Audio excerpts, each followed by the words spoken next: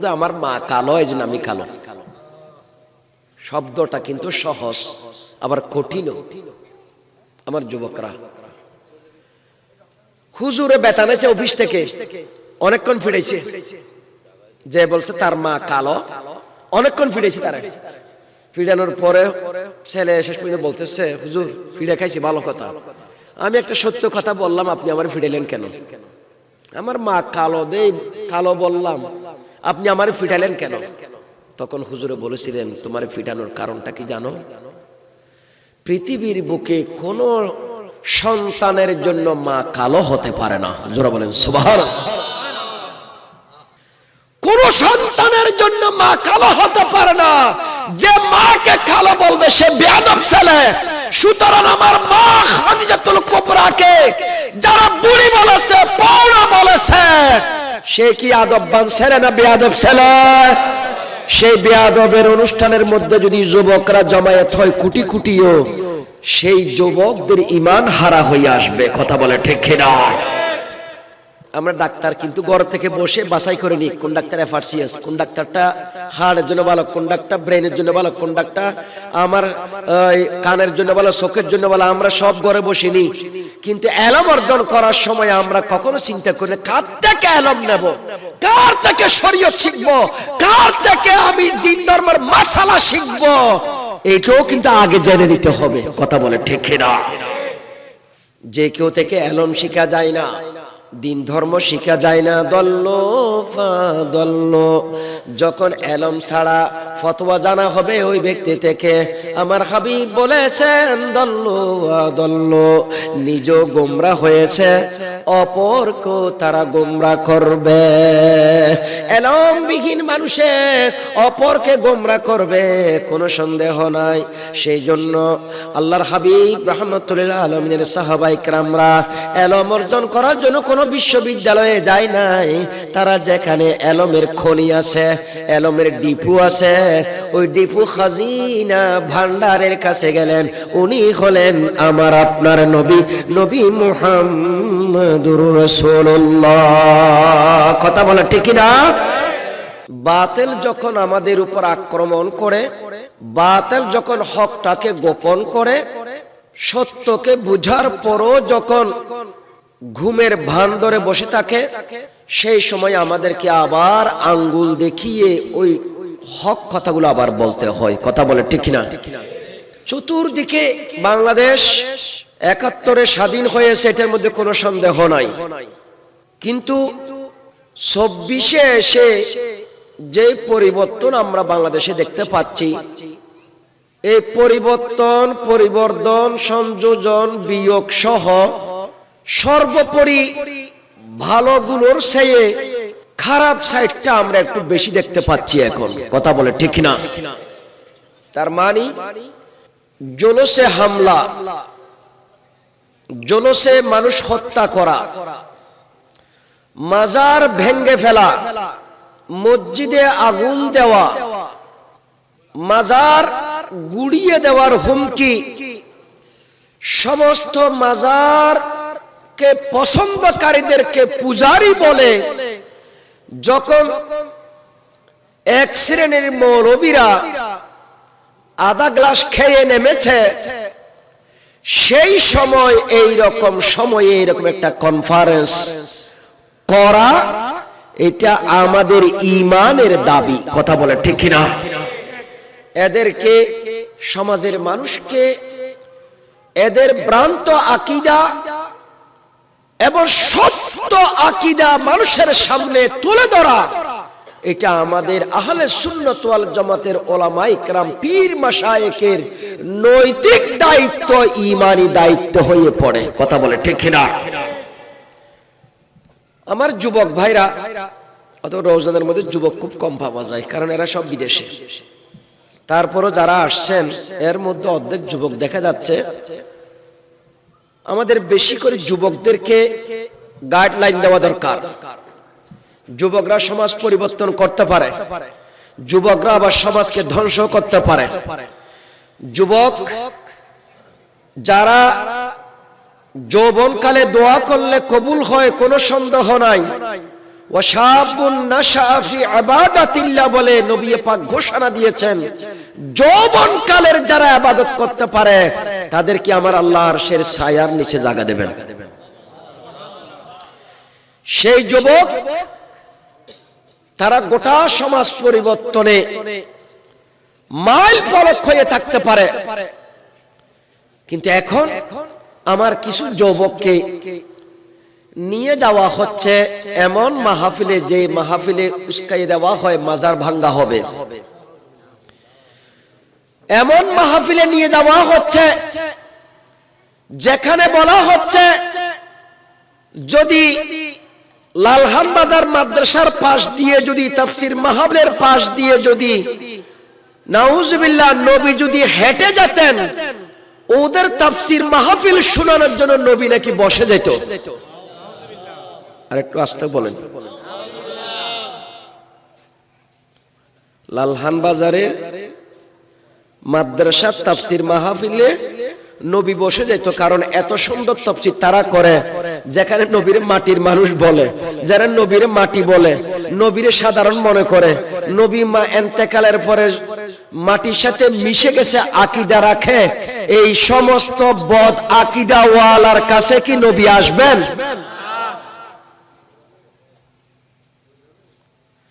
যখন মাহফিল নামে তাফসীর নামে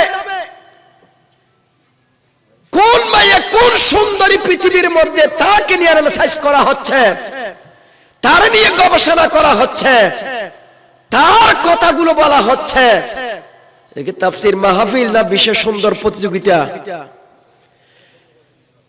এগুলো আমার যুবকদেরকে মাথায় ঢুকাতে হবে কি হচ্ছে। যখন বলা হচ্ছে নারায়ে রিসালাতের স্লোগান ফালতু স্লোগান,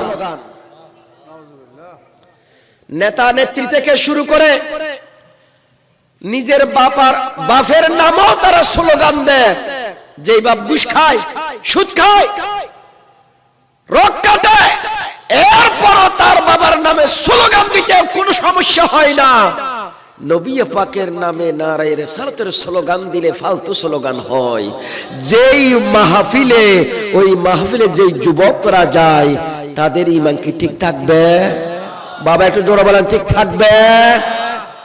আজকে যখন নবী পাককে 6 ফ্যাক্টস বলা হচ্ছে, আমাদের মা জান মা খাদিজাতুল কুবরা রাদিয়াল্লাহু তাআলা আনহাকে যখন নাউজুবিল্লাহ পাউডা বলা হচ্ছে, ইনটেক্স নয় বলা হচ্ছে, বুড়ি বলা হচ্ছে, মারে যখন কোন ছেলে বুড়ি বলে, এটা কি ভালো ছেলে না বেয়াদব ছেলে? সবাই জোরে বলেন। ওই বেয়াদব ছেলের মাহফিলে গেলে আপনি কি শিখবেন? আমার ভাইরা, কথাগুলো আপনাদের শুনতে খারাপ লাগবে। মা আমার, আপনার মেসালিটি দিয়ে শুরু করি আমি আগে। আমাদের জামিয়া আহমেদিয়া সুন্নি আলে মাদ্রাসা, আমরা ছোটকালে পানি টানি নিয়ে হুজুরকে সাহায্য করেছি, বেশি পারি নাই। আমাদের মৌলানা জামাল সাহেবরা পেয়েছেন, আমরা পাই না হুজুর নকশবন্দি সাহেব হুজুরকে। আমরা ছোট ছিলাম তখন জামিয়ায়।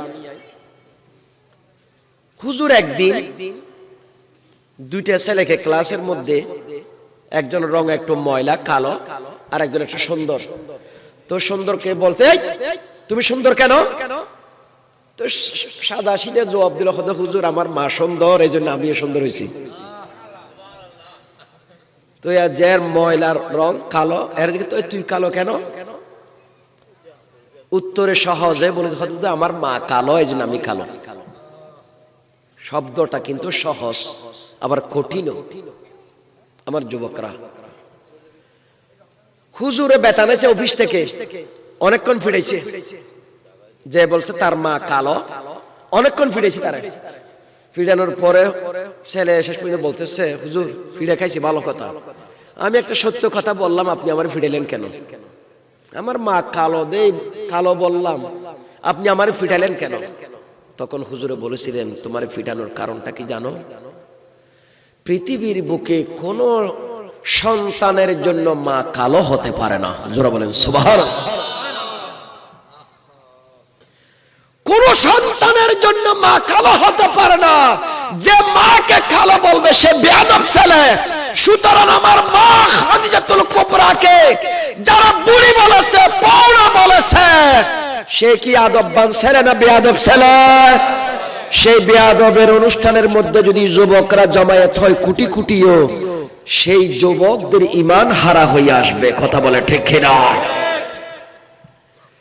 আমি প্রথমে এই কথাগুলো বলার পিছনে একটা জিনিস মনে রাখবেন, মুসলিম শরীফের প্রথমে মুকাদ্দমার মধ্যে হযরতে সাইয়েদনা ইবনে সিরিন রাহমাতুল্লাহ তাআলা আলাইহি হাদিসটা বর্ণনা করেছেন। তিনি বলেন, উনদুরু ইন্নাদ দীনা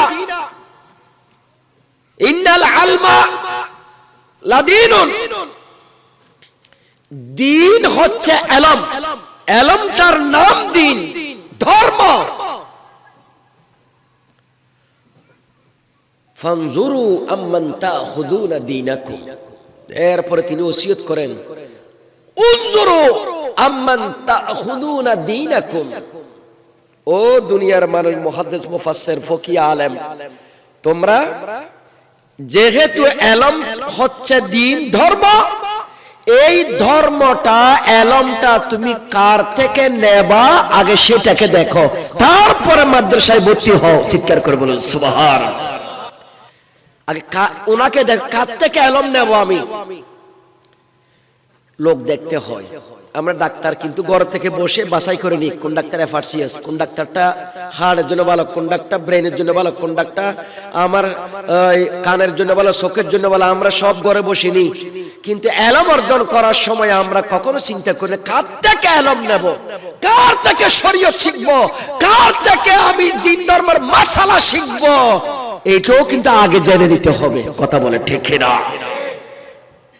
বর্তমানে আমাদের যুবকরা মনে করে ইলম এখন কোরআন আর হাদিসে এত বেশি দেখার সময় আমাদের নাই। ইলম সব ফেসবুক, ইউটিউবে, দুনিয়ার সব ইলম এখন ফেসবুকে। সেই জন্য আমরা ফেসবুকে নিয়ে আসি, আমরা ইউটিউব নিয়ে আসি, আমরা এদিক সেদিক আর যাওয়ার আমার যুবকরা মনে করে না যে আর কোথায় যাব। আবার আরেক শ্রেণী মনে করে কোরআন হাদিস বোঝানোর জন্য মাদ্রাসায় পড়া দরকার নাই, এটা যেই কোনো একজন সাধারণ মানুষ থেকে কোরআন হাদিস শিখা যায়, যেটা আবুল আলাম মওদুদীর আকীদা। বাবা কথা বলে না ঠিক না? এটা যে কেউ থেকে শিখা যায়, সেজন্য গোমরাহ হয়েছে সে। প্রিয় হাজরিন, যে কেউ থেকে ইলম শিখা যায় না, দিন ধর্ম শিখা যায় না। দল্লো ফাদল্লো। যখন ইলম ছাড়া ফতোয়া জানা হবে ওই ব্যক্তি থেকে, আমার হাবিব বলেছেন দল্লো আদল্লো। নিজ গোমরাহ হয়েছে, অপরকেও তারা গোমরাহ করবে। ইলমবিহীন মানুষে অপরকে গোমরাহ করবে, কোনো সন্দেহ নাই। সেই জন্য আল্লাহর হাবিব রাহমাতুল্লিল আলামিনের সাহাবায়ে কেরামরা ইলম অর্জন করার জন্য কোনো বিশ্ববিদ্যালয়ে যায় নাই। তারা যেখানে ইলমের খনি আছে, ইলমের ডিপু আছে, ওই ডিপু খাজিনা ভান্ডারের কাছে গেলেন। উনি হলেন আমার আপনার নবী, নবী মুহাম্মদুর রাসূলুল্লাহ। কথা বলা ঠিক না? প্যারা হাজরিন, যেই কোনো বিষয়ে আমার দয়াল নবীর সাহাবায়ে কেরামরা নবী পাকের দরবারে হাজির, যে কোনো মাসালার জন্য। এমন কি যে মওলা আলী একটু লজ্জাবোধ করেছিলেন যে এইরকম প্রশ্ন করবেন কিনা, যে মহিলাদের মধ্যে স্বপ্ন দোষ হয় কিনা। এই প্রশ্নটা নবী থেকে জানার জন্য চেয়েছিলেন। মওলা আলী প্রশ্ন করেন নাই, কিন্তু সাহাবিয়াদের মধ্যে কেউ প্রশ্ন করে বললেন, ইয়া রাসূলুল্লাহ, মহিলাদের মধ্যে কি স্বপ্ন দোষ হয়? চিৎকার করে বলুন সুবহানাল্লাহ। তার মানে দেখেন, ওনারা ছোট থেকে ছোট, ক্ষুদ্র থেকে ক্ষুদ্র মাসালাও আমার নবী থেকে জেনেছেন। আল্লাহ নবী বলেন, হ্যাঁ, পুরুষরা যেমন দেখে মহিলারাও তেমন দেখে। তার মানে তাদেরও স্বপ্ন দোষ হতে পারে। ওনারা নবী থেকে এলম অর্জন করেছেন।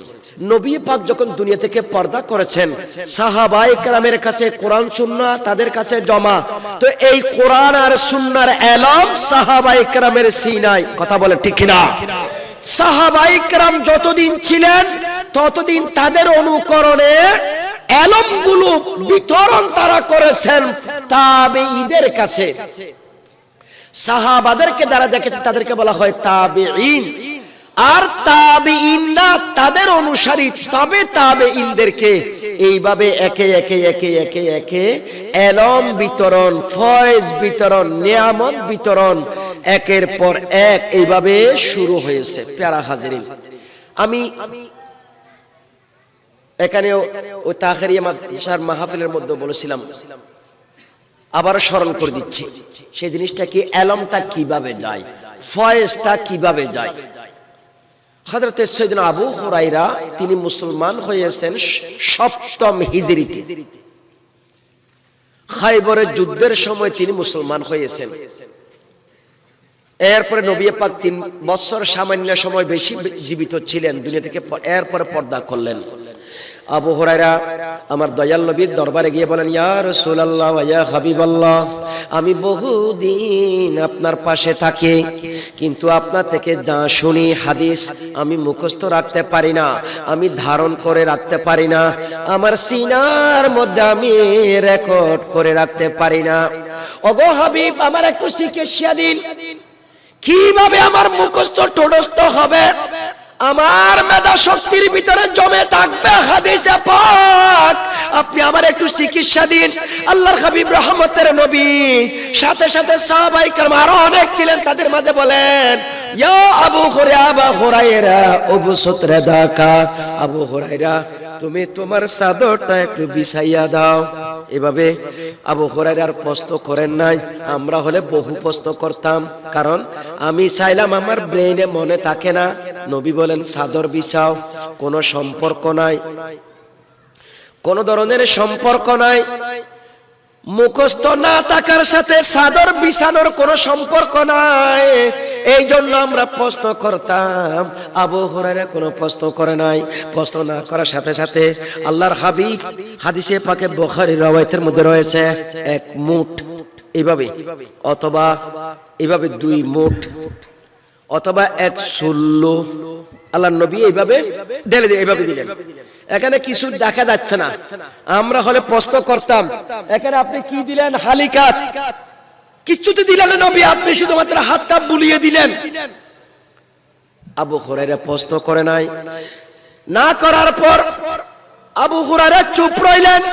নবী 2 মুষ্টি দিলেন, এরপরে বলেন, দাম্মা ইলা সাদরিক, এই কাপড়টাকে তোমার সিনার সাথে মিলাও।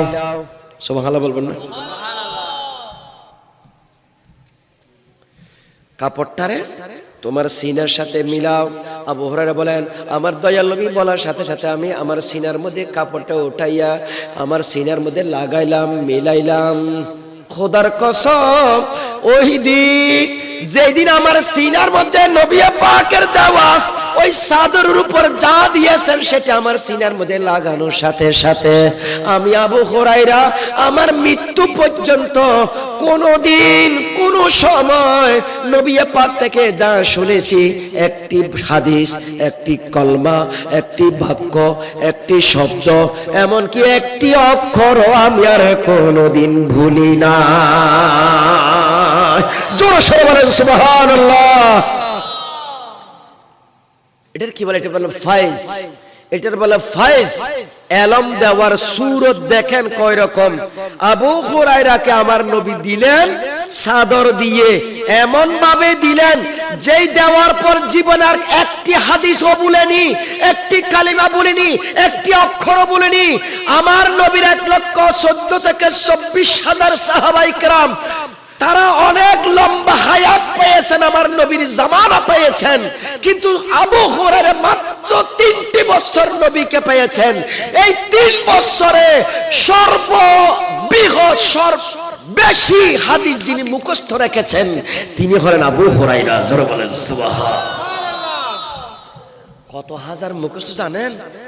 5374টি হাদিস আবু হুরায়রার সিনার মধ্যে মুখস্থ ছিল। কত হাজার?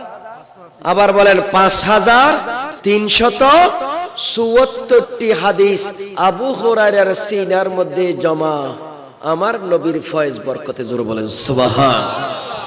ওখান থেকে, ওই হাদিস থেকে মুহাদ্দিসিন ইকরাম, পরবর্তীতে ফুকাহায়ে ইকরাম, বুজুর্গানে দ্বীন, যে ফয়েজ কিভাবে আসে, আজকে আমাদের দেশের মধ্যে আপনি দেখবেন, ওই আপনার এক্সরে করতে হলে এক্সরে মেশিন থাকে এক রুমে, আপনারা শোয়া এসে এক রুমে, টিম মারলো এদিকে, আতুরির ভিতরে কি আছে, ফেডের ভিতরে কি আছে, মাথার ভিতরে কি আছে, সিনার ভিতরে কি আছে, হাড়ের ভিতরে কি আছে না আছে, হাড্ডির ভিতরে ভাঙছে না না ভাঙছে, সব কিছুকে 1 সেকেন্ডের ভিতরে নিয়ে আসলো একটা মানুষের তৈরি যন্ত্র। এটারে বিশ্বাস করলেন, এক্সরের কথা বিশ্বাস করলাম। নবী ওলি সাহাবা আউলিয়ায়ে কেরাম যে ফয়েজ বরকত দিতে পারেন, সেটারে বিশ্বাস করতে বড় কষ্ট হচ্ছে অনেক ভাইয়ের। কথা বলেন ঠিক কিনা? আর একটু জবান খুলে বলুন ঠিক কিনা? এই হাদিস থেকে ফুকাহায়ে কেরাম, বুজুর্গানে দ্বীন ইজতিহাদ করে মাসালা বের করেছেন যে ফয়েজ, বরকত, নিয়ামত ফুক দিয়ে দেওয়া যায়, এটা কাপড় দিয়ে দেওয়া যায়, এটা নজর দিয়ে দেওয়া যায়। যেইভাবে কাসিম দেখেন কচ্ছপেরই, একদিকে ডিম পারে আর একদিকে দাঁড়িয়ে একটা নজর দে, এক নজরের মধ্যে ডিম বাচ্চা ফুটে যায়। কথা বলে ঠিক না? একটা কাসিমের যদি এত পাওয়ার থাকে, আল্লাহর বন্ধু যারা ওলি আল্লাহ, এদের নজরের মধ্যে ফয়েজ যেতে পারে কিনা? একটু জবান খুলে বলুন, পারে কিনা? এই জিনিসটা বোঝানোর জন্য যে আবু হুরায়রা রাদিয়াল্লাহু তাআলা আনহুর যে ফয়েজ তিনি পেয়েছেন নবী জামান থেকে, ওখান থেকে বাইআতের সিস্টেমটা এসেছে। কাপড় দিয়ে ফয়েজ দেওয়া, কাপড় দিয়ে ফয়েজ নেওয়া, কাপড়ের মাধ্যমে ফুক দিলেও ফয়েজ আসে। যেমন কোরআনের দলিল দি নবী পাক হাদিসের মধ্যে আবু হুরায়রা রেখে দিয়েছেন। যদি কোরআন কারীমের দিকে যদি তাকান, আমার ভাইরা বন্ধুরা আমার, সূরা মারইয়ামে হযরত মারইয়াম আলাইহিস সালাম, তার কোনো স্বামী নাই, বিবাহ হয় নাই, কিন্তু আমার আল্লাহর লীলা খেলা, মারইয়াম আলাইহিস সালামের কাছে জিবরিল আমিনকে আল্লাহ পাঠাইলেন, ও জিবরিল যাও, আমি আল্লাহর কুদরতের বহির প্রকাশ ঘটাবো। মারইয়ামের কারামত হবে, মরিয়মের পেটে যিনি আসবেন তার মুজিজা হবে, আমি আল্লাহর কুদরত হবে একই ঘটনায়। যাও আমার মারইয়াম যেই জায়গায় আছে সেখানে যাও, সেখানে গিয়ে তার একটা ফুক দাও। উনি আসলেন মানুষের সুরতে। মারইয়াম আলাইহিস সালাম অনেক কথা বলছেন তাকে দেখে, যে আমি ভালো মহিলা, আমি নেককার মহিলা, আমি আল্লাহকে ভয় করি, এ অপরিচিত পুরুষ তুমি আমার দিকে এসো না। ওনাকে বাধা দিলেন। এরপর উনি বলেন, আমি আল্লাহর পক্ষ থেকে এসেছি। সুবহানাল্লাহ বলেন। কেন এসেছেন? লি আহাবা লাকি গোলামান জাকিয়া, আমি আপনার কাছে এসেছি, আল্লাহ পাঠিয়েছেন আপনাকে একটা পুত পবিত্র সন্তান দেওয়ার জন্য। আল্লাহু আকবার। এখানে মাসালা কয়েকটা জেনে নেবেন। আমার দেশে গোমরা দল যারা আছে এরা বুঝে না এটা আহাবু না হাবু, ওয়াহিদ মুতাকাল্লিম আহাব লি আহাবা, ওয়াহিদ মুতাকাল্লিমের সিগা, মানে আমি বকশিশ করব, আমি দান করব, আমি দেব। জিবরিলে দিচ্ছেন, এখানে আল্লাহ দিচ্ছেন, এটা বলে নাই। লি আহাবা লাকি গোলামান জাকিয়া, আমি জিবরিল আপনাকে একটা পুত পবিত্র সন্তান দান করব। আপনি চিন্তা করে দেখেন, এদেরকে যদি জিজ্ঞাসা করেন, বাবা এত ফতোয়া দাও তোমরা, ওলি দিতে পারে না, নবী দিতে পারে না, অমুক দিতে পারে না, অমুক দিতে পারে না, এখানে দিচ্ছেন জিবরিলে। কথা বলেন না ঠিক কিনা? জিবরিল বলতেছেন আমি আসলাম লি আহাবালাকে গোলাম জাকিয়া, আপনাকে একটা সুন্দর পাক পবিত্র সন্তান বকশিশ করার জন্য, দেওয়ার জন্য। আমার ভাইরা বন্ধুরা আমার, হযরত সাইয়্যিদুনা জিবরিল আমিন তাকে স্পর্শ করে নাই, ওনাকে ধরে নাই, ওনাকে স্পর্শ করে নাই, মারইয়াম আলাইহিস সালামের কামরা প্রবেশ করে নাই। মারইয়াম আলাইহিস সালাম ওয়াশরুমে যাবেন, যাওয়ার পথে হযরত সাইয়্যিদুনা জিবরিল আমিন একটা ফুঁক দিলেন। এটা কি দিলেন? আরো জোরে বলেন না, কি দিলেন? ফুঁক।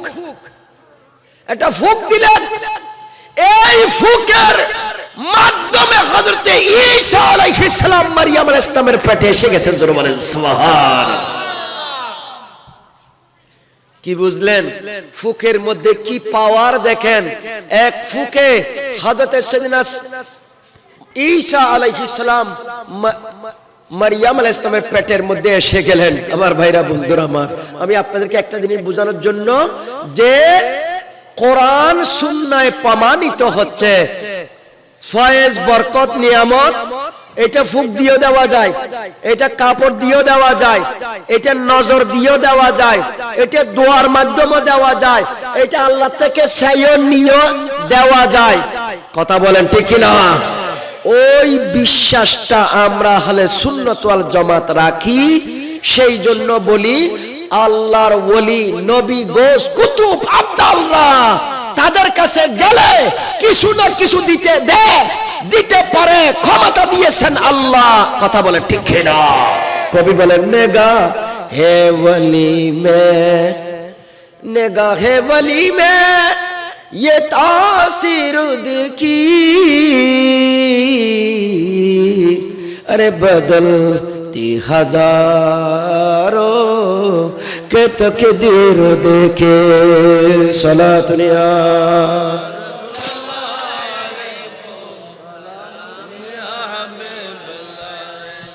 इन्ना फे बार हम में मुगरक़ून खुद यद सखिल लना यशकालना। सलातुनिया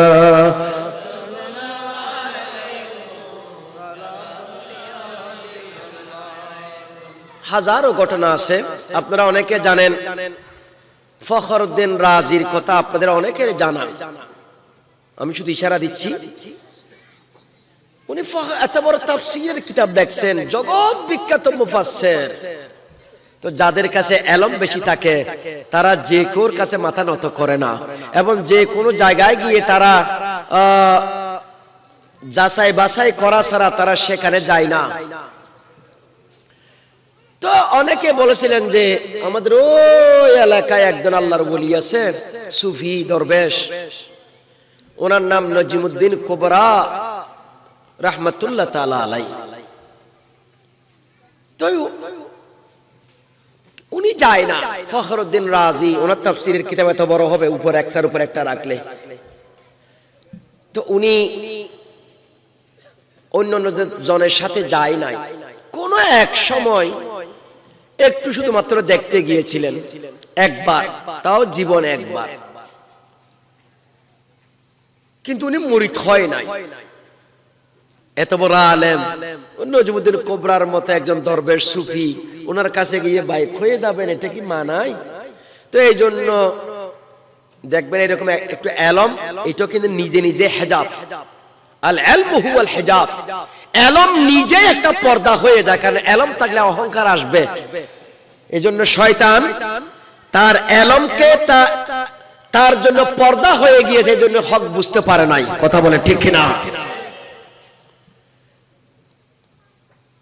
ফখরউদ্দিন রাজি রাহমাতুল্লাহ তাআলা আলাইহি তিনি এইভাবে ওলি আল্লাহর দরবারে বাইয়াত হওয়া, ওলি আল্লাহর দরবারে সবক আদায় করা, ওলি আল্লাহর দরবারে গিয়ে তাদের অনুসরণ অনুকরণে খানাকায় বসে থাকা, ওনাদের কথাগুলো শোনা, খেদমত, তাদেরকে খেদমত করা, ইত্যাদি বিষয়গুলো উনি সাধারণভাবে নেয় নাই। উনি মনে করলেন ঠিক আছে দরবেশ দরবেশে থাক, আমি আমার রাস্তায় থাকি। এইভাবে ওনার জীবন কাটালেন। আমার ভাইরা বন্ধুরা আমার, ফখরুদ্দীন রাজি রাহমাতুল্লাহ তাআলা আলাইহি ওনার শেষ জীবনের শেষ শয়ানে ইন্তেকালের পূর্ব মুহূর্তে সাকারাতের সময় উনি দেখতেছেন ওনার সামনে দাঁড়াইয়া গেল একজন মিস্টার শয়তান। শয়তান দাঁড়াইয়া যুক্তি দেয় আল্লাহর একত্ববাদের, আল্লাহ পাক রব্বুল আলামিন একত্ববাদের যুক্তি আর যুক্তির বিপরীতে শয়তানের খণ্ডন। একে একে একে শয়তানে বললে ফখরুদ্দীনের খণ্ডন। এইভাবে শয়তান এক আল্লাহ মানে না, আল্লাহর একত্ববাদ স্বীকার করে না। এইভাবে প্রত্যেকটা ইসলামের বিষয় নিয়ে শয়তান বারবার ফখরুদ্দীন রাজিকে সাকরাতুল মউতের সময় যখন প্রশ্ন করা শুরু করলেন, একটা দুইটা না 99টি প্রশ্ন করেছে শয়তান। ফখরুদ্দীন রাজি 99টি প্রশ্নের উত্তর দিয়ে ফেললেন। এমন পর্যায়ে শয়তান যখন আরো বেশি প্রশ্ন শুরু করলো, এমন একটা পর্যায়ে পৌঁছে গেলেন ফখরুদ্দীন রাজি মনে হয় শয়তানের সাথে হার মেনে যাবেন, শয়তানের কাছে হার মানতে হবে। এমত অবস্থায় বহু দূরে নজিমউদ্দিন কুবরা রহমতুল্লাহ তাআলা আলাইহি তিনি উযু করতেছিলেন। ওনার এলাকায় ইরাকে তিনি উযু করতেছিলেন। উযু করার সময় হঠাৎ তার দৃষ্টি শক্তি নজর পড়ে গেল ফখরুদ্দীন রাজির সাকরাতুল মউতের দিকে। আল্লাহু আকবার। শত শত মাইল দূরে ফখরুদ্দীন রাজির সাকরাতের মউতের কথা মনে পড়ে গেল। দেখতে পাচ্ছেন সাকরাত চলতেছে। এমত অবস্থায় হযরত নজিমউদ্দিন কুবরা রহমতুল্লাহ তাআলা আলাইহি একটু উজুর পানি নিক্ষেপ করলেন। নিক্ষেপ করে ওই জায়গা থেকে ডাক দিয়ে বলেন, ও ফখরুদ্দীন, তোমার এলমে আর একানার ফায়দা দেবে না। শয়তানের এলমের কাছে তুমি যুক্তি তর্ক দিয়ে 99টা পর্যন্ত গিয়েছো, আর সামনে আগাইতে পারবা না। এ ফখরুদ্দীন, যেখান থেকে আমি পানি মারার সাথে সাথে ওনার দৃষ্টি ফিরে গেল। ফখরুদ্দীন রাজির চেহারা এসে পানি যখন পড়ল, দেখতে পাচ্ছে হযরত নজমউদ্দিন কুবরার চেহারা, আর বলে দিচ্ছে, ও ফখরুদ্দীন রাজি রে, আর কোন যুক্তি তর্কে যাইও না। বিনা দলিলে তুমি বলে দাও আমার আল্লাহ এক, লা ইলাহা ইল্লাল্লাহ মুহাম্মাদুর রাসূলুল্লাহ। চিৎকার করে বলুন সুবহানাল্লাহ। দেখেন আমার ভাইরা বন্ধুরা আমার, ফখরুদ্দীন রাজির মতো জগৎ বিখ্যাত আলেম, এত বড় আলেমে দ্বীন শেষ মুহূর্তে এসে ওনার এলম ওনাকে বাঁচাতে পারে নাই, রক্ষা করতে পারে নাই। শয়তানের যুক্তি তর্কের মধ্যে হার মানার পথে ওনাকে সেই দিন রক্ষা করেছিলেন, যার দরবারে একবার গিয়েছিলেন মুরিদ হওয়ার জন্য নাই, শুধুমাত্র দেখতে গিয়েছিলেন। যেখানে তিনি কোনো ফয়েজ বরকত হাসিল করার জন্য যায় নাই, শুধু লোকটাকে দেখার জন্য গিয়েছিলেন। একটু নজর পড়েছিল যে আল্লাহর ওলির একটু সান্নিধ্যে গিয়ে একবার নজর পেয়েছিল। ওই ফখরুদ্দীন রাজির মৃত্যুর সময়, ইন্তেকালের সময় আমার নজিমউদ্দিন কুবরার ফয়েজের দরকার হয়েছে। কথা বলেন ঠিক কিনা? সুতরাং আমার ভাইরা বন্ধুরা আমার, আজকে আমরা অনেকে এলমের অহংকার করি, অনেকে পয়সার অহংকার করি, অনেকে নামাজের অহংকার করে যাচ্ছি, অনেকে মনে করি তাহাজ্জুদ পড়ি সেটার অহংকার করে যাচ্ছি, অনেকে প্রতি বছর উমরার হজ করতেছি সেটার অহংকার করছি, অনেকে আমরা মনে করি দান সাদকা যে সারা বছর করতেছি, আহা অনেক সম্পদ দান করছি। আমার পীর মুর্শিদের দরকারটা কি? এতগুলো আমল থাকার পর আমার আবার পীর মুর্শিদের দরকারটা কি? মনে রাখবেন আমার আল্লাহ কথা কিভাবে বলছেন, যে আয়াতটা তেলাওয়াত করলাম, ইয়া আইয়ুহাল্লাযীনা আমানুত্তাকুল্লাহ, ও ঈমানদাররা আল্লাহকে ভয় করো। যত ইবাদত বندگی করেছেন সব তাকওয়ার ভিতরে আছে। তো নাই কি? নাই, একটা নাই। তাকওয়ার ভিতরে কুনু মাস সাদিকিন নাই, থাকলে আমার আল্লাহ আর বলতেন না।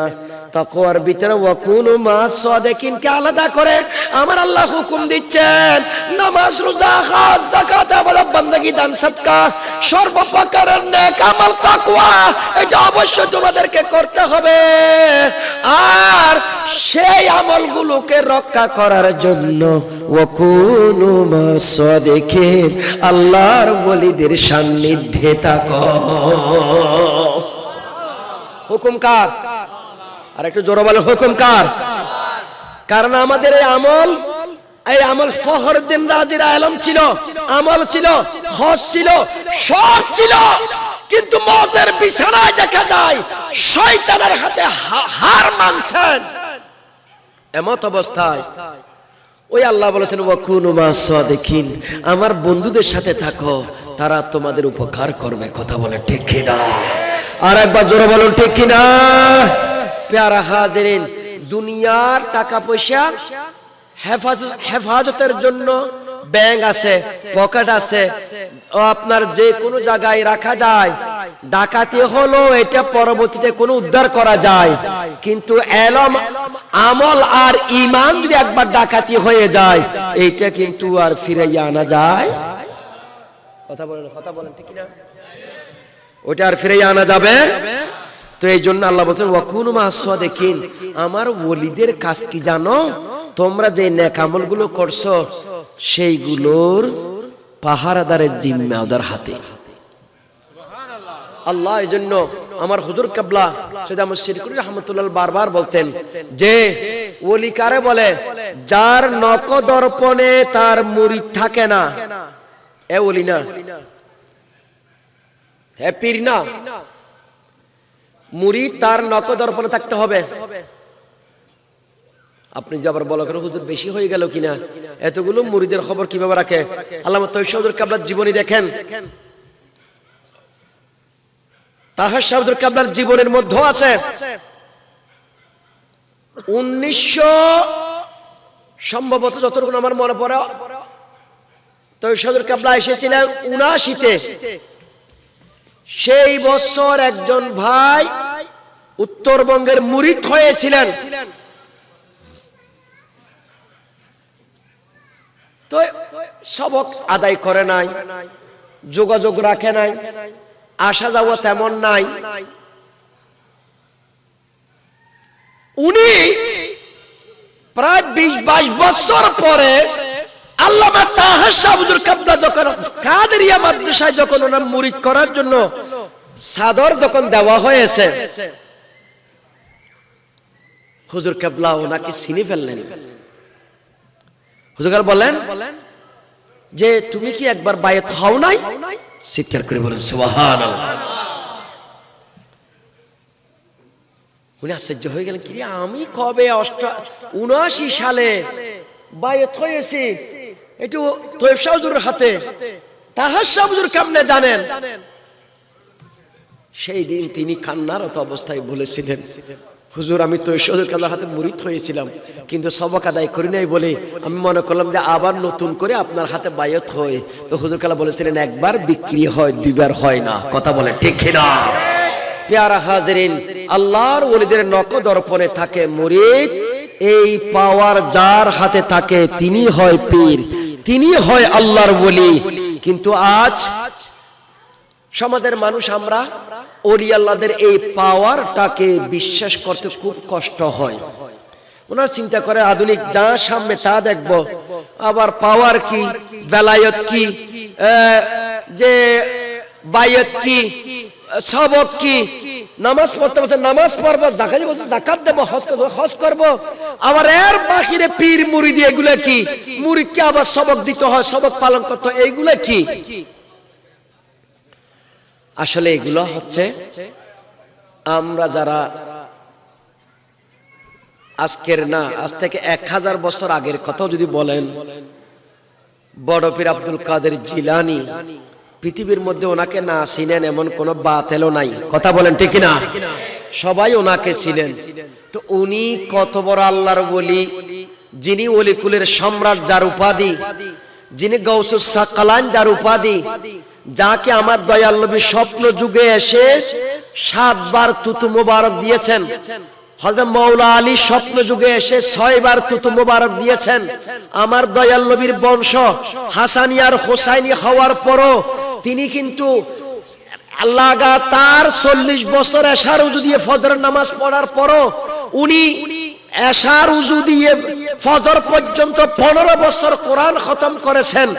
এইভাবে গোটা জিন্দেগিটা যিনি ধর্মের জন্য, ইসলামের জন্য ইবাদত বান্দাগির মধ্যে কাটিয়েছেন, সেই বড় পীর আব্দুল কাদের জিলানী তিনিও একজন পীরের হাতে মুরিদ হয়েছেন। কথা বলে ঠিক কিনা? আপনি প্রশ্ন করেন নিজেকে, আমি বড় হলো, আমার এলম বেশি হলো, আমার ইবাদত বেশি হলো, আমার সিল্লা বেশি হলো, আমার কর্ম বেশি হলো, আমার রোজা বেশি হলো, আমার দান সাদকা বেশি হলো, বড় পীর আব্দুল কাদের জিলানীর থেকেও কি বেশি হবে? বাবা একটু কথা বলেন, হবে?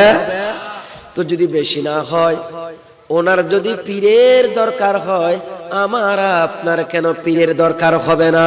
আমার আপনার কেন দরকার হবে না? ও আমার ভাইরা, বন্ধু আমার, সাহাবায়ে কেরামরা নবীর হাতে বাইয়াত গ্রহণ করেছেন। সূরা ফাতার মধ্যে আমার আল্লাহ বলেন, ইন্নাল্লাযীনা ইউবাইউনাকা ইন্নামা ইউবাইউনাল্লাহ।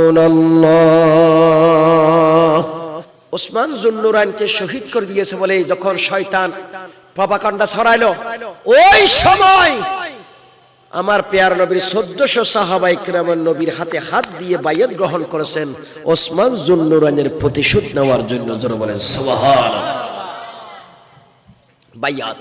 বাইয়াত করেছেন। ওনারা মুখে বললো চলতো, তো মুখে না বলে যুদ্ধ তো এমনি করতে পারেন, বাইয়াত করার দরকারটা কি ছিল? বাইয়াতের মধ্যে একটা জবাবদিহিতা থাকে। কথা বলে ঠিক না?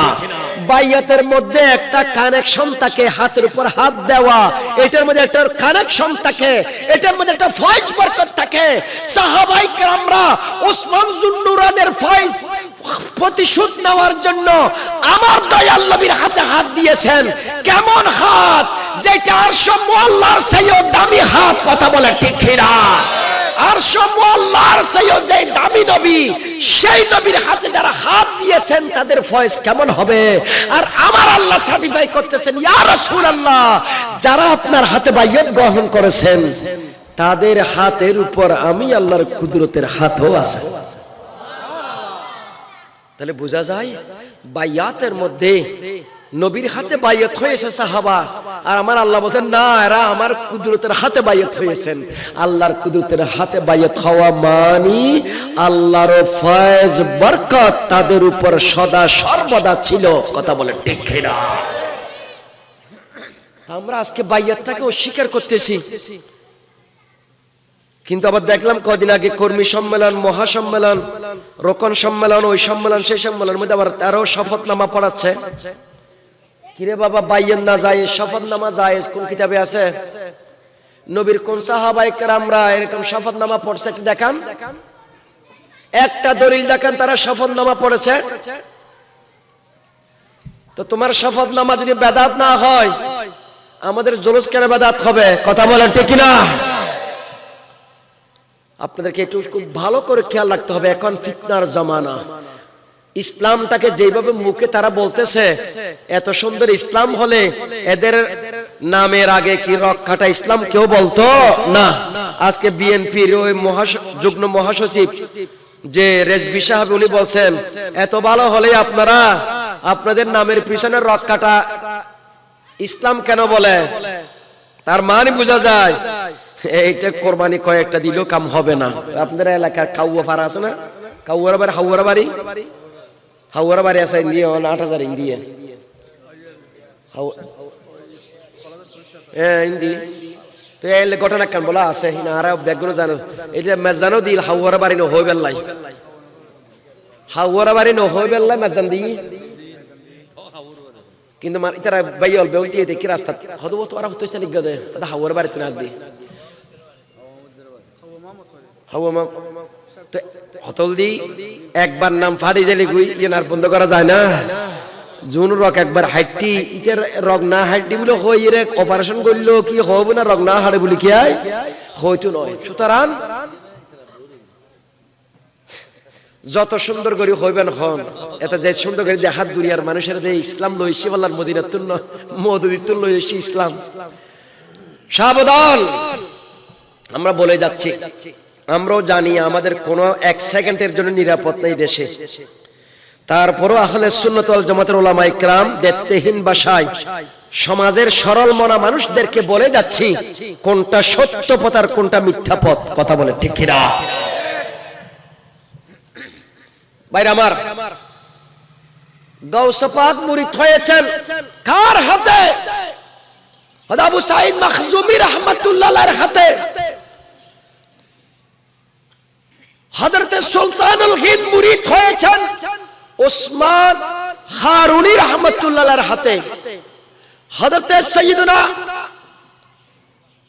মুজাদ্দিদ আল-ফাসানি সারখিন্দি ফারুকি উনি মুরিদ হয়েছেন হযরত খাজা বাকিবিল্লাহ রাহমাতুল্লাহ আলাইহির হাতে।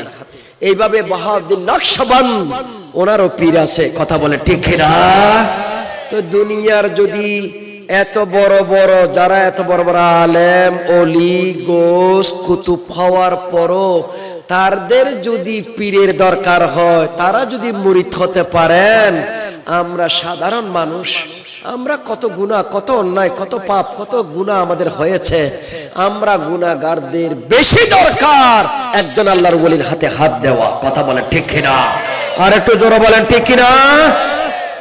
সেই জন্য আল্লামা আমাদের সিলসিলা কাদরিয়া সিলসিলা, আমাদের সৈয়দ মোহাম্মদ সাহেব শাহ হুজুর কাবলা তাহের শাহ হুজুর কাবলার এই সিলসিলা তৈয়ব শাহ হুজুর হয়ে, শ্রীকুটি সাহেব হয়ে, এরপর খাজা চৌরবি হয়ে গাউসে পাক পর্যন্ত, গাউসে পাক থেকে মাওলা আলী শের ইমাম হাসান হোসেন পর্যন্ত, ইমাম হাসান হোসেন থেকে মাওলা আলী পর্যন্ত, মাওলা আলী থেকে আমার দয়াল নবী রহমতের কদম রহমতুল্লাহ আলমীর কদম পর্যন্ত। কথা বলে ঠিক কিনা? এই যে সিলসিলা, এই সিলসিলার মধ্যে আপনি যদি দাখিল হন, সমস্ত ওলি আল্লাহদের ফয়েজ বরকত নিয়ামত ইনশাআল্লাহ আপনার সিনার মধ্যে আসবে। কথা বলে ঠিক কিনা? এটা একটা রশি সিলসিলা, শিকল একটার সাথে একটা লাগানো আছে আপনারা সবসময়। সেজন্য ওই আমাদের জালাল শাহ বারবার বলতেন, একটা ট্রেন ডাহা সিটাঙ্গের ট্রেন, ইঞ্জিন ভালো, ইঞ্জিন ভালো, কিন্তু বগি 3-4 রকমের আছে, first class, AC, non AC, শোভন আর মাসের। আবার অনেক সময় দেখবে যে এখানে অন্য অন্য কিছু কয়লারও একসাথে লাগাই দেয়। তো হুজুর বারবার মেসাল দিয়ে বুঝাইছেন আমাদেরকে যে ইঞ্জিন যদি ভালো হয়, মাসের বগিটা যদি ইঞ্জিনের সাথে যদি এরকম আনটা লাগানো থাকে, গন্তব্যস্থলে পৌঁছে যাবে। কথা বলে ঠিক কিনা? আর ফার্স্ট ক্লাস ইঞ্জিন ফার্স্ট ক্লাসের বগির সাথে মিল নাই। ফার্স্ট ক্লাসের বগি এরকম আনটা লাগানো হয় না ইঞ্জিনের সাথে। এটা আমাদের চট্টগ্রাম রেলওয়ে স্টেশনে পড়ে থাকবে আজীবন। কথা বলেন ঠিক কিনা? সুতরাং আমরা গুনাহগার, কোনো সন্দেহ নাই। আমরা পাপী তাপী বান্দা। এই পাপী তাপীর যদি গুনার ওয়ালা বান্দার যদি হাতটা আল্লাহর ওলির সাথে, আল্লাহর প্রিয় বান্দার সাথে, আল্লাহ আওলাদ রাসূলের সাথে, আহলে বাইতের সাথে যদি এরকম যদি মিলাই দিতে পারেন, আমরা গুনাহগার হতে পারি। আহলে বাইত, আওলাদ রাসূলগণ, ওলি আল্লাহগণ, পীর বুজুর্গ মুর্শিদগণ আমাদেরকে ওলি আল্লাহর মাধ্যমে মদিনা পর্যন্ত পৌঁছায় দেবেন ইনশাআল্লাহ। কথা বলে ঠিক না? সেই নিয়তে তরিকায় দাখিল হওয়া। আমি বাইয়াতের কথা এতটুকু বললাম। প্রত্যেক যুগে যুগে যতগুলো পৃথিবীর ওলি কোন না কোন তরিকার মধ্যে শামিল আছেন, কিন্তু নাই কে তরিকা নাই শুধু শয়তানের। কার? শয়তানের কোন তরিকা নাই, তরিকা নাই শয়তানের সেলার। আর বাবা কথা বলে ঠিক কিনা? এদের কোন তরিকা নাই। যাদের তরিকা নাই, এই মানুষগুলো আজকে তরিকা নিয়ে বহু রকমের অপবাদ দেয়। তরিকা কেন, পীর কেন, মুর্শিদ কেন, বায়াত হতে হবে কেন, সবব পালন করতে হবে কেন, এইভাবে প্রশ্ন করতে করতে হয়রান। আপনারা জানেন শাহ ওলিউল্লাহ ওনার আব্বা জানের ঘটনা অনেকের জানা আছে। আমার কওমি, খারজি, রাফেজি, শিয়া, মুতাজিলা, সুন্নি, ওয়াহাবি, জামাতি সবাই কিন্তু শাহ ওলিউল্লাহকে মানেন। দেহলভী রাহমাতুল্লাহ তাআলা আলাইহি ওনাকে ওলি হিসাবে জানেন, মুহাদ্দিস হিসাবে জানেন, মুফাসসির হিসাবে জানেন। হযরতে শাহ ওলিউল্লাহ হাকায়াতুল আউলিয়ার মধ্যে কিন্তু এটা আশরাফ আলী থানভী সাহেব লিখছেন। কি লিখছেন জানেন? আব্দুর রহিম দেহলভী রাহমাতুল্লাহ তাআলা আলাইহির সন্তান হয় না। এক পর্যায়ে হযরতে কুতুবউদ্দিন কাকি রাহমাতুল্লাহ তাআলা আলাইহি দিল্লির জমিনে তিনি গেলেন, গিয়ে শাহ কুতুবউদ্দিন কাকি রাহমাতুল্লাহ আলাইহির দরবারে গিয়ে জিয়ারত করলেন, বিভিন্ন কোরআনের সূরা আয়াত তেলাওয়াত করলেন, সেখানে দীর্ঘক্ষণ দোয়া করলেন, আর একটু ধ্যানের মধ্যে ছিলেন। ধ্যান করতে করতে করতে হঠাৎ সেখান থেকে আওয়াজ আসতেছে, ও আব্দুর রহিম, আমার আল্লাহ তোমার একটা সন্তান দান করবে, ওই সন্তানের নাম রাখিও তুমি কুতুবউদ্দিন। আল্লাহু আকবার বলেন। আশরাফ আলী থানভী সাহেব লিখতেছেন এটি ঘটনা হাকায়াতুল আউলিয়া কিতাবে। তো উনি এরপরে ওনার ঘরের মধ্যে সন্তান আসলো। সন্তানটাকে এই বর্তমান শাহ ওলিউল্লাহ। তো ওনাকে বলেও দিয়েছিলেন, সন্তান দেবে আল্লাহ, আমাকে ওসিলা করে আমার দরবারে এসে যখন তুমি সন্তান চাইছো, আমার আল্লাহ সন্তান তোমাকে দান করবে, ছেলে দেবে। ছেলের নামও বলে দিয়েছেন, নাম রাখবা কুতুবউদ্দিন, আমার নামে নাম মিলাইয়া। সুবহানাল্লাহ বলেন। আল্লাহর ওলিরা দিতে পারে কিনা? জোর বলেন, পারে কিনা? আল্লাহর ওলিরা নিজ ক্ষমতা বলে দেয় না, আল্লাহ থেকে ক্ষমতা পেয়ে উম্মতদেরকে দেন, কোন শিরিক হবে না। সুতরাং এইগুলাকে দেওয়া নেওয়া নিয়ে আজকে যেভাবে বলা হচ্ছে যে ওলি আল্লাহর কিছু দিতে পারে না, মরে গেছে, ওনার কাছে যাই লাভটা কি? আর বা দিতে পারে না পারে, আগে দিতে, এটা পরের কথা। জিন্দায় যদি দিতে পারে তো ওলি আল্লাহরও ইন্তেকালের পরও, নবীর ইন্তেকালের পরও জিন্দা ওনারা দিতে পারবে না কেন? কথা বলে না, ঠিক কিনা? সৌদি আরবে গিয়ে রুমাল নিয়ে নিয়ে টাকা যাকাত উঠাও, এরা জিন্দারা দিতে পারে। মদখোর, সৎখোর, ঘুষখোর এরা যখন আপনাকে দিতে পারে, তো আল্লাহর ওলিরা ইন্তেকালের পরে দিতে পারবে না কেন? বহু ঘটনা আছে, যেটা বলতেছি এটা তাদের কিতাব থেকে বলতেছি। ওনাকে বাচ্চা দিলেন, কিন্তু ওনার আব্বা খাজা আব্দুর রহিম দেহলভী রাহমাতুল্লাহ আলাইহি সন্তানের নাম রাখলেন ওলিউল্লাহ। তো একদিন কুতুবউদ্দিন কাকি রাহমাতুল্লাহ আলাইহি স্বপ্নে দেখাচ্ছেন কাকি শাহ ওলি আব্দুর রহিম দেহলভীকে, ও আব্দুর রহিম, যখন সন্তান হয় না, আমি কুতুবউদ্দিন কাকির মাজারে এসে কান্নাকাটি করলা, দোয়া করলা, অনেকক্ষণ পর্যন্ত সময় কাটালা, এখানে ঘুমাইলে, স্বপ্ন যুগে এসে স্বপ্ন যুগের মধ্যে আমি তোমাকে বলেছিলাম আল্লাহ পাক তোমাকে সন্তান দেবে, কিন্তু আমি ওসিয়ত করেছিলাম তোমার সন্তানের নাম রাখবা কুতুবউদ্দিন, কিন্তু সন্তান যখন পেয়ে গেলা আমারে ভুলে গেলা, আমার কথাটা মনে নাই। আমি তোমাকে ওসিয়ত করেছিলাম তার নাম রাখবা কুতুবউদ্দিন, কুতুবউদ্দিন না রেখে ওলিউল্লাহ কেন রাখলা? সুবহানাল্লাহ বলেন না। তখন আব্দুর রহিম দেহলভী রাহমাতুল্লাহ আলাইহি বলেছিলেন, ওলিউল আল্লাহর ওলি, এটা আমি নাম রাখার পিছনে কারণ আপনি যেটা বলেছেন সেটা আসলে আমি প্রথমে ভুলে গিয়েছি। অন্যদিকে তার নাম ওলিউল্লাহ রাখার উদ্দেশ্যটা হচ্ছে আমি এই সন্তান আল্লাহর পক্ষ থেকে ওলির মাধ্যমে পেয়েছি, সেই জন্য তার নাম রেখেছি ওলিউল্লাহ। জোরে বলেন সুবহান আল্লাহ।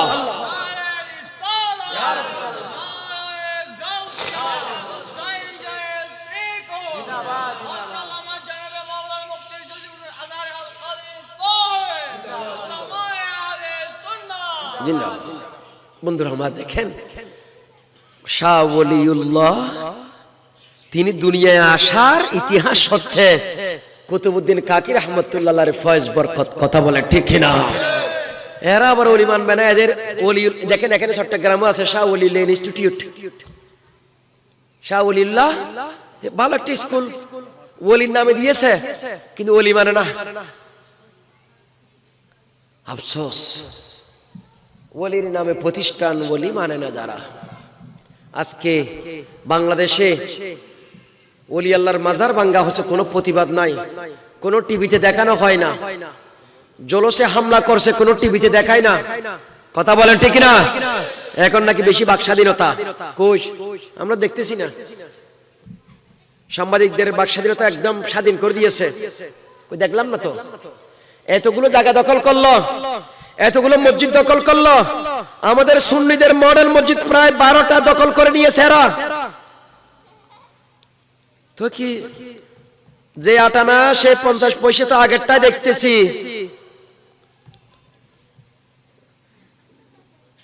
আজকে প্রায় কলেজের ইউনিভার্সিটিতে আপন মানুষগুলোকে দেওয়া হয়েছে, ইন্টারভিউ নিয়েছে কে? এরা কারা? এরা কোন যোগ্যতা বলে এই পদগুলো যাচ্ছেন? বৈষম্য বিরোধী আন্দোলন হয়েছে, আমরা ওয়েলকাম জানাই, কিন্তু বৈষম্য তো এখনো যাচ্ছে না। কথা বলেন ঠিক কিনা? বন্ধু আল্লাহর ওয়াস্তে একটু ভেবে দেখবেন, ওলি কারো বাড়িতে একটা স্ট্যাটাস দিলে ফেসবুকে তার জন্য মামলা হয়, মাজারে আগুন লাগাই দিল কোনো মামলা হলো না। আজকে বাইতুল মুকাররমে জুতা মারামারি হলো, মামলা হয়েছে? মামলা হবে না কেন? আল্লাহর ঘরে বেইজ্জত করলো যারা, এদের জন্য মামলা হলো না কেন? এরা কারা? এরা তো হিন্দু বুদ্ধ খ্রিস্টান মগ ছাকমা কেউ নয়, দাড়ি টুপি ওয়ালা জুব্বা পরিহিত মানুষেরা। সেখানে আপনার সব কিছু আপনার সামনে, ক্যামেরা আছে, সিসি ক্যামেরা আছে, কিন্তু আজ পর্যন্ত কাউকে ধরাও হলো না, মামলাও করা হলো না। মসজিদ কি জুতা মারামারির জায়গা? কিন্তু মামলা হচ্ছে এর বিরুদ্ধে, ওর বিরুদ্ধে। এইভাবে একটা দেশ চলতে পারে না। অনুরোধ করতেছি আপনাদেরকে, আল্লামা তৈয়ব শাহ হুজুর কিবলা রাহমাতুল্লাহ আলাইহি শাহিনশাহী শ্রীকোট এই বাংলার জমিনে আমার আপনার গোটা দেশের বিশ্বের জন্য আজকে গৌসিয়া কমিটি সেবা নন্দিত, এই সেবা আজকে প্রশংসার কুড়াইয়েছেন। যেই সেবাটা গৌসিয়া কমিটির যিনি প্রতিষ্ঠা করেছেন তিনি আল্লামা তৈয়ব শাহ। কথা বলে ঠিক কিনা? কিন্তু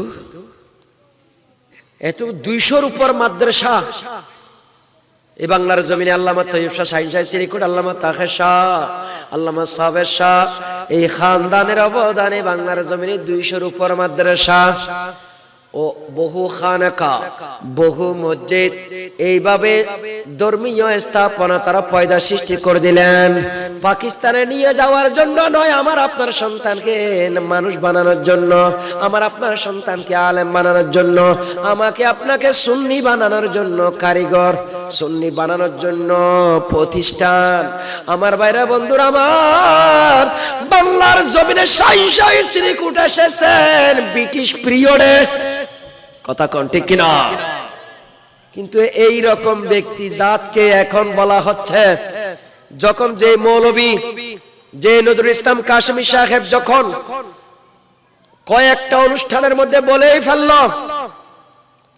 তৈয়ব শাহর একটা ডিম কয়েক লক্ষ টাকা তার ভক্তরা নিয়ে যায়, একটা আপেল কয়েক লাখ টাকা দিয়ে নিয়ে যায়। উনি তৈয়ব শাহ বাংলাদেশি না, পাকিস্তানের প্রোডাক্ট, পাকিস্তানের প্রোডাক্টের মাল। চিৎকার করে বলেন নাউজুবিল্লাহ, আর একবার জোরে বলেন নাউজুবিল্লাহ। আমরা এই অনুষ্ঠান থেকে দেখতেহীন ভাষায় প্রতিবাদ জানাই। এই রকম একজন কওমি অঙ্গনে প্রসিদ্ধ আলেমের জবান থেকে আমরা এইরকম সমালোচনা, মিথ্যা সমালোচনা শুনতে চাই নাই। আল্লামা তৈয়ব শাহ আস্তাগফির শাহর হাতে জিন্দেগিতে একবারের জন্য একবার ডিম উঠে নাই। কথা বলে ঠিক না? কিন্তু আমরা যখন সোশ্যাল মিডিয়ায় দেখেন খোঁজাখুঁজি শুরু করলাম, দেখতেছি ডিম বেচতেছে সে, ডিম ব্যাপারী সে নিজেই। কথা বলেন ঠিক না? সোরে চুরি করে যাওয়ার সময়, পলানোর সময় সোর সোর বলে, যাতে ধরা না খায়। আর জোর হ না ঠিক না? তো ওনারও ডিম সোর, ডিমের ব্যবসা এরা করেছে। উনি ডিম বিক্রি করতেছে, ডিম 4টা ডিম বিক্রি করেছেন 1 লাখ, 2টা বিক্রি করেছেন 1 লাখ, 4টা হাঁকাইছে 5 লাখ। নিজে ডিম বিক্রি করা, তার এই অপকর্মটাকে ছাপাইয়া দিচ্ছে আল্লামা তৈয়ব শাহর গর্দানে। কথা বলে ঠিক না? আমরা প্রতিবাদ জানাচ্ছি। দেখো না আল্লামা তৈয়ব শাহ হুজুরকে, যাদের বাড়িতে পাকিস্তানের প্রেসিডেন্ট, প্রধানমন্ত্রীরা এসে নিচে বসে থাকে। কথা বলেন ঠিক না? আর জোরে কোন ঠিক না? পাকিস্তানে নাকি তৈয়ব শাহ কেউ চিনে না, কেউ মানি আমরাও বলি কেউ চিনে না। ঠিক, কেউ ওইটা শয়তান যদি হয় চিনবে না, কারণ শয়তানে আল্লাহর ওলি চিনবে কেমনে? শয়তানের দল আল্লাহর ওলি চিনে নাই। আল্লামা তৈয়ব শাহর দরবারে আমাদের দেশের এখন পর্যন্ত তিনি জীবিত আছেন। সেনা প্রধান এরশাদের আমলে জেনারেল নুরুদ্দিন সাহেব, উনি কোন ব্যক্তি? এরশাদের আমল 9 বছরের শাসন। আপনাদের অনেকে জানা আছে, আমি কেন কথা বলছি মুরব্বী জানেন, আমাদের যুবকরা বুঝে নাই তৈয়ব শাহ হুজুর কে, ওলি আল্লাহ কে। অনেকে আমাদের এই সময় এখন প্রশ্ন উঠে, কাসেমি সাহেবদের ওয়াজ শুনলে মানুষে মনে করবে মনে হয় তৈয়ব শাহ হুজুর ডিম বেচে, এ ডিম ফারে, এইরকম মনে হয়। অথচ তৈয়ব শাহ হুজুর কেবলা, তাহের শাহ হুজুর কেবলা আপনারা কখনো দেখছেন এইরকম অকশনের মাল নিজে হাতে ধরতে? কখনো আপনারা দেখছেন? বাবা একটু জোরে বলেন, কেউ দেখছেন? একটা মেসাল দেন কেউ যদি দুনিয়ার মধ্যে তৈয়ব শাহ হুজুর নিজে বিক্রি করেছেন, অকশন দিয়েছেন নিজে, একটা দেখান। হ্যাঁ, হুজুরের অনুপস্থিতিতে আমরা গ্যারামে শরীফে অকশন দিই, এই অকশন জায়েজ, এটা নিলাম জায়েজ, ইসলামে নিলাম জায়েজ। আল্লাহর নবীর ও একজন সাহাবী, এটা বিভিন্ন রাওয়ায়াতের মধ্যে এসেছে, যিনি নবীর দরবারে আসছেন ভিক্ষা করার জন্য। কি করার জন্য? তো নবী পাক বলেন, তুমি ভিক্ষা করো কেন? জোয়ান মানুষ, তোমার কি আছে? আমার একটা ঘরে কুড়াল আছে, এটা নিয়ে আসো।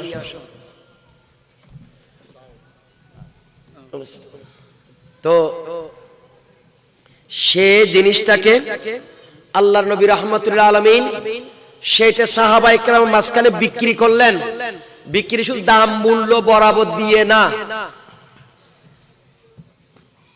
সরকার যা মূল্য তার উঠেছে, এরপরে বলেন মাইয়াজিদ মাইয়াজিদ মাইয়াজিদ, কে আরো বাড়াই দেবা, কে আরো বাড়াই নেবা, কে আরো বেশি টাকা দেবা। এইভাবে আল্লাহর নবী ওই সাহাবীর জিনিসটা বিক্রি করেছেন। চিৎকার করে বলেন সুবহানাল্লাহ। একজন মানুষের উপকারার্থে 10 টাকার বস্তু তাকে আরো 10 টাকা বাড়াইয়ে দিয়ে তাতে তার একটা কাজে লাগাই দেওয়া যায়, ভিক্ষা না করে।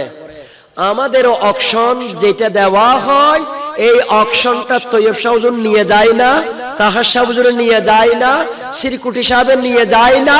এটা বাংলার জমিনে থাকে।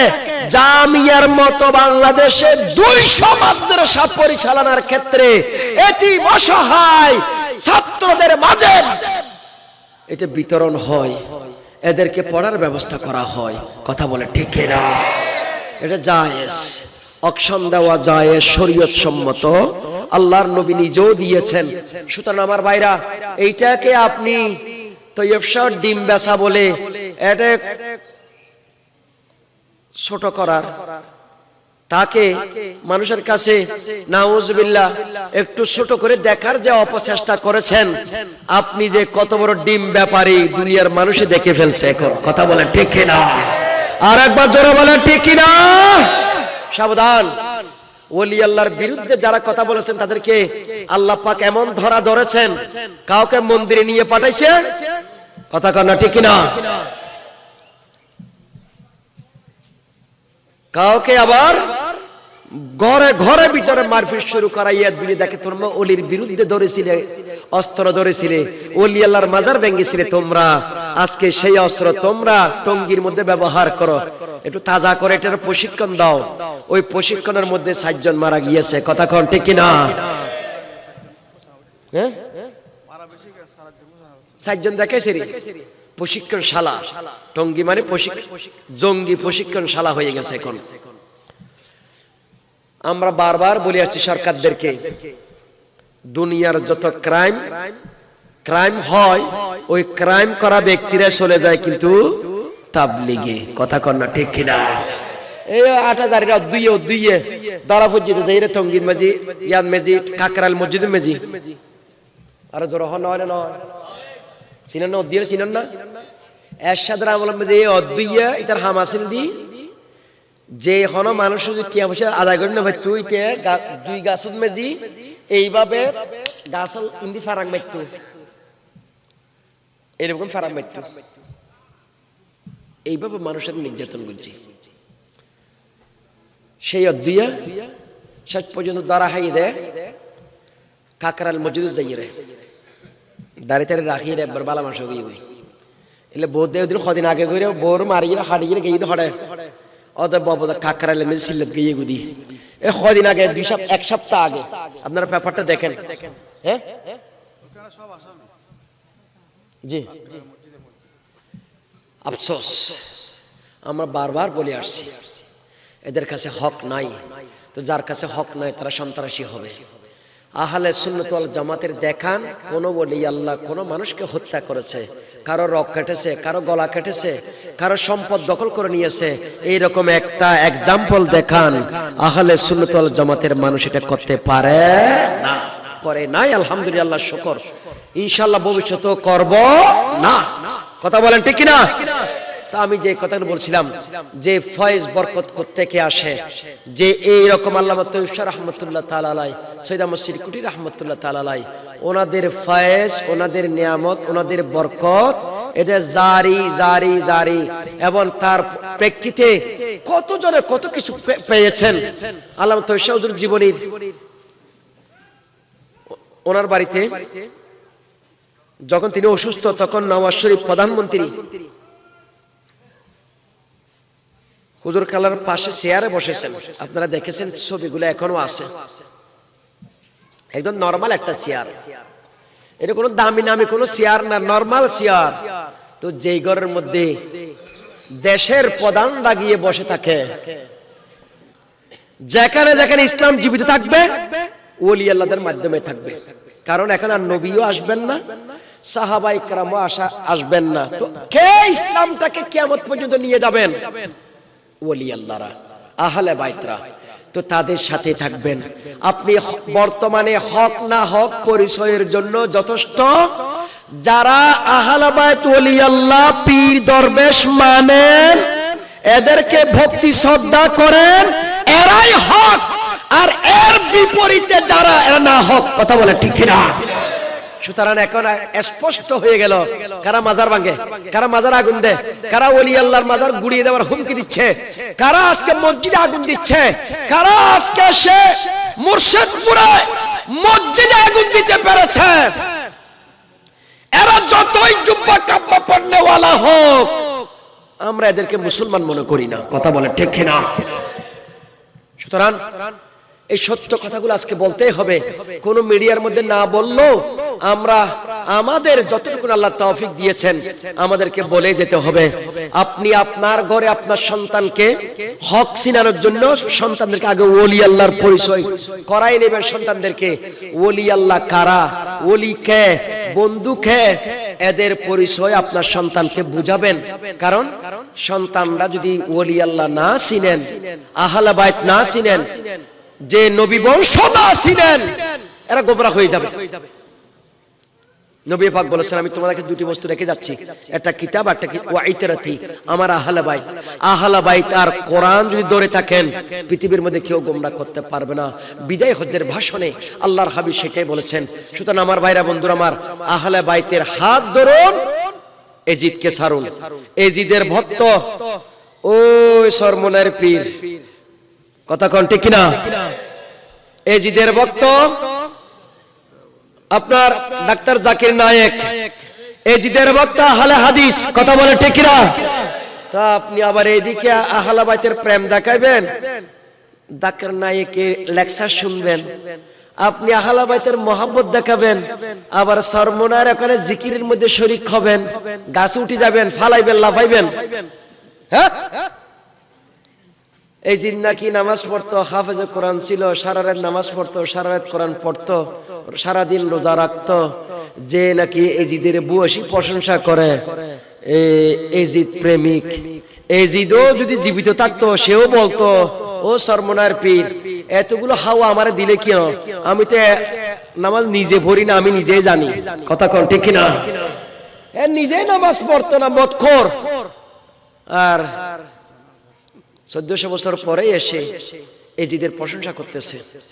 আহলে হাদিসরা এজিদের নামের পরে রাদিয়াল্লাহু তাআলা রাহমাতুল্লাহ আলাইহি বলে, আমাদের আহলে সুন্নাত ওয়াল জামাতের আকীদা, হানাফি মাযহাবের আকীদা হচ্ছে এইটাই যে সে কাফের কিনা এটার উপর তাওয়াক্কুফ।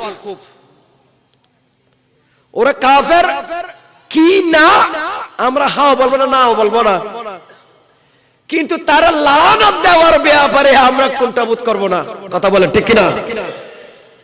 লানাতুল্লাহ আলাই ওয়া আলা আওয়ানিহি, এজিদের উপর লানত, এজিদের সঙ্গীদের উপর লানত। আজকে বাংলার জমিনে যত এজিদ পন্থী আছে এদের উপর খোদার লানত, কথা বলে ঠিক কিনা? তোরা যাদের উপর খোদার লানত, এরা ইসলামী হুকুমত কেমনে কায়েম করে? সাবধান, যাদের উপর খোদার লানত, অভিশাপ, অভিশপ্ত দল দিয়ে কোনোদিন ইসলাম কায়েম হবে না। আমার ভাইরা বন্ধুরা, আমার ওলি আল্লাহর দরবারে যাবেন, মোহাব্বত করবেন, বহু ঘটনা আছে, আমি সেদিকে যাচ্ছি না, বিদায় নিচ্ছি। ইনশাল্লাহ আমার পরে মাওলানা ওমর সাহেব, তিনি ইনশাল্লাহ দীর্ঘক্ষণ আলোচনা করবেন। অন্য সময় আমিও যদি সুস্থ থাকি, আল্লাহ দিলে, আল্লাহ রিজিক রাখলে, হায়াত রাখলে আবারও আসবো ইনশাল্লাহ। তো যারা ইন্তজামিয়া কমিটি, আমার খুব ভালো লাগলো। আমি মনে করলাম যে সব রওজানের মানুষ তো সব বিদেশে থাকে, আজকের মাহফিলে কোনো এইটার কোনো প্রভাব পড়ছে কিনা, প্রভাব পড়ছে কিনা, তো দেখি না, আলহামদুলিল্লাহ মনে বেড়াতে আসছেন অনেকেই, অথবা আলহামদুলিল্লাহ এলাকা ভালো আছে, বিদেশ বেশি যান নাই, আলহামদুলিল্লাহ। যারা ইন্তজামিয়া কমিটি, আমি মোবারকবাদ জানাচ্ছি, আল্লাহ পাক আপনাদের এই মহব্বতকে আল্লাহ কবুল করুন। আপনারা যারা যে পর্যায়ে খেদমত আঞ্জাম দিচ্ছেন, গৌসে কমিটির পর্যায়ে, আহলে সুন্নাত ওয়াল জামাতের ব্যানারে, পীর আপনার বেশ কম হতে পারে, কিন্তু মনে রাখবেন, হক্কানি পীর যেই হোক তার অনুসরণ করে আপনি সুন্নিয়তের খেদমত করবেন। আজকে বাতিল সব এক হয়ে গিয়েছে, সব বাতিল এক, আমরা হতে পারতেছি না বিভিন্ন কারণে। দোয়া করেন আমরা এক প্ল্যাটফর্মে এসে যাতে আজকে আমাদের আওয়াজটাকে উঠাতে পারি। আমরা যদি সরওয়ার্দী উদ্যানে যে একটা অনুষ্ঠান করতে পারি, সেই দিনে বাংলার জমিনে ঢাকাওয়ালারা বুঝতে পারবে যে আসলে এই দেশ তো যেইভাবে কবিরা বলে গিয়েছেন, শাহজালালের বাংলাদেশ, শাহফরানের বাংলাদেশ, খানদাহান আলীর বাংলাদেশ, মখদুম শাহর বাংলাদেশ, যে কবিরা বলে গিয়েছেন এটা বাস্তব সত্য, কথা বলেন ঠিক কিনা? আমাদের বিচ্ছিন্নতার কারণে, আমরা দরবারি হয়ে যাওয়ার কারণে, হ্যাঁ, দর ভারী, দর গরু নিয়ে আসবা, এটা দর বাড়ি, আবার হবে না গরু এবছর গরু আগামী বছর ওট দিতে হবে, এটা ভারী জিনিস। ওই হিসাবে দর ভারী হয়ে যাওয়ার কারণে আমরা আজকে ঐক্য হতে পারতেছি না, আমার মনে হয়। কিন্তু মনে রাখবেন, সামনে আমাদের জন্য খুব খারাপ দিন আসতেছে, খুব খারাপ দিন অপেক্ষা করছে আমাদের জন্য। আল্লাহ মাফ করুন, ওলি আল্লাহর খাতিরে আল্লাহ আমাদেরকে রক্ষা করবেন, আমরা আশা রাখি। কিন্তু আমাদের দায়িত্বহীনতার কারণে, আমাদের অনৈক্যের কারণে, যারা ঐক্য হচ্ছে, এক সময় আমরা হাসতাম যখন আমিনী সাহেব, মুফতি আমিনী সাহেব যখন হুঙ্কার দিত, কিসের হুঙ্কার? ইসলামী ঐক্যের, ঐক্যের ঐক্য করেছে, কিন্তু ওই ঐক্যের দলটাও আবার কয়েক ভাগ ছিল। এরা ইসলামী ঐক্য করে কয়েকটা ভাগ হইছে, তো ঐক্য হলো না অনৈক্য হলো? ঐক্যর ভিতরে অনৈক্য আছে এদের, তারপরে তারা মাঠ ছাড়ে নাই। কিন্তু আজকে আমরা যে দেশের মধ্যে 3 জন কমিউনিস্ট মিছিল দিতে পারে ঢাকা ইউনিভার্সিটিতে, যেই দেশের রাজধানীতে 3 জন কমিউনিস্ট, ডানে বামে কেউ নাই, এরা কমিউনিস্টরা মিছিল দিচ্ছে, এদেরকে পুলিশ সামনে পিছনে আছে, এদের লোকের চেয়ে পুলিশ বেশি। আর যে দেশের 90% জন মানুষ সুন্নি, সেই দেশের আজকে আমরা একটা জাতিকে দেখাতে পারলাম না সুন্নিদের সংখ্যা কত। কথা বলে ঠিক কিনা? না হলে সুন্নিদের মসজিদ কিভাবে আজকে দখল করে এরা? 12টা আমাদের মডেল মসজিদ তারা নিয়ে গেছে, বলার মতো কেউ নাই, কেউ নাই। এতগুলো প্রতিষ্ঠান থেকে অধ্যক্ষকে বের করে দেওয়া হয়েছে, এরা কারা? বাংলাদেশের প্রায় সচিবালয় এখন দখল, বহু জায়গায় আজকে নিজের দলীয় লোক দেওয়া হচ্ছে। তো আগে আর এখন তো বরাবরই, কথা বলেন ঠিক কিনা? এদের ইন্টারভিউ, আমার দেশে মানুষ চাকরি পায় না, কিন্তু আজকে চুক্তিভিত্তিক আপনি মানুষ নিচ্ছেন, 60 বছর খাইলো এরা, আবার তাদেরকে চুক্তিভিত্তিক চাকরি দিচ্ছেন। তো ফকির ফকির থাকবে, মাস্টার্স পাস করে বেকার থাকবে, আর এরাই খাবে। 60 বছর খাইলো, আবার চুক্তিভিত্তিক তাদেরকে নিয়োগ দিচ্ছেন বিভিন্ন জায়গায়। বলার মতো কোনো মানুষ নাই। প্যারা হাজরিন, কথাগুলো কেন বলতেছি? আপনার ছেলে একদিন বেকার, আপনার ছেলে এখন বেকার আছে। আমরা যে আন্দোলন, সে আন্দোলনের এখন কিছু কিন্তু ব্যতিক্রম দেখতে পাচ্ছি। কেউ খাবে কেউ খাবে না। প্রথম মিছিল ছিল সেই রকম, এখন না হয়তো আমরা খাবো তোমরা খাবা না, এখন মিছিল উল্টো হয়ে গেছে। আজকে রেজভি সাহেব বলছেন ইসলামী ব্যাংক দখল কিভাবে করছে, কত মানুষের চাকরি খেয়েছে। আফসোস, আমরা চাই না এদেশে হানাহানি মারপিট। আল্লাহর ওয়াস্তে 5 ওয়াক্ত নামাজ বা জামাতে পড়বেন, ঈমান আকীদা মজবুত রাখবেন, প্রত্যেকে সত্যিকার একজন ওলি আল্লাহর হাতে হাত দিয়ে বাইয়াত গ্রহণ করে নিজের আমল এবং ঈমানকে রক্ষা করার রক্ষা কবচ হিসাবে আল্লাহর ওলিকে সামনে রাখবেন। আল্লাহ কবুল করে, সবাই বলে আমিন। যারা টাকা পয়সা শ্রম ত্যাগ পরামর্শ দিয়ে এই মাহফিলকে সাজাইয়েছেন, আল্লাহ প্রত্যেকের এই ইবাদত হিসেবে কবুল করুন এবং আগামী ভবিষ্যতে এটা নাজাতের ওসিলা, কিয়ামতের ময়দানে মাহফিল খানা সকল গোটা এলাকাবাসীর নাজাতের ওসিলা বানাইয়ে দিন। সবাই বলি আমিন। ওয়া আখিরু দাওয়ানা আলহামদুলিল্লাহি রাব্বিল আলামিন। ওয়াসসালামু আলাইকুম ওয়া রাহমাতুল্লাহি তাআলা ওয়া বারাকাতুহু।